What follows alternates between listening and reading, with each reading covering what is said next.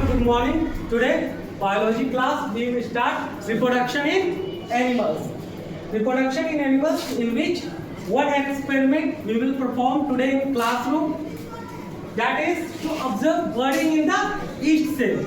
Earlier, I will explain that the budding. Budding is the form of asexual mode of reproduction in animals. Asexual reproduction means that the single parent is capable to give the birth of offspring or daughter cell to show with the help of microscope.